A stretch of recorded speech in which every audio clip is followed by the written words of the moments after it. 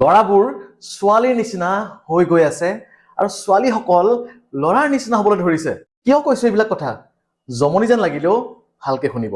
Exercise নকৰাৰ বাবে, অৰ্থাৎ শাৰীৰিক পৰিশ্ৰম একেবাৰে কম কৰাৰ বাবে। 2 নম্বৰ, অ'ত ত'ত ফাষ্ট ফুড খাই ফুৰাৰ বাবে। 3 নম্বৰ, অতিমাত্ৰা চুগাৰ বা কাৰ্বহাইড্ৰেট খোৱাৰ বাবে। ৰাতি দেৰিকে খানা খোৱাৰ বাবে। যেতিয়াই তেতিয়াই যি পাওঁ তাকে খাই থকাৰ বাবে।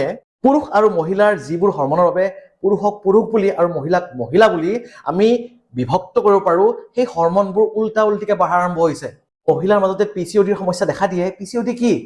পিচিঅডি মানে হৈছে মহিলাগৰাকীৰ গাত মতা মানুহৰ হৰমন বাঢ়ে আৰু পুৰুষবিলাকৰ যৌন ক্ষমতা কমিছে আৰু বিভিন্ন ধৰণৰ মাইকী মানুহ সুলভ গুণ কিছুমান পুৰুষৰ গাত দেখা দিয়া গৈছে। সেয়েহে মই মোৰ ৱৰ্কশ্বপবিলাকত অলপ ধেমালি সুৰে কওঁ যে এসময়ত হয়তোবা দুয়োফালৰ পৰা আহি মাজতে সকলো ৰৈ যাব।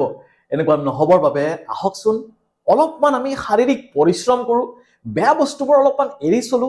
ৰাতি খানাটো 10টা 11টাত নাখায়, আপুনি 8টা মানততো খানাটো খাওক। ৰাতিপুৱা অলপ সোনকালে উঠি অলপ এক্সাৰচাইজ কৰক। আল্টু ফাল্টু বস্তুবোৰ বাদ দি আপুনি অলপ প্ৰকৃতিৰ পৰা পোৱা খাদ্যবোৰ খাওক।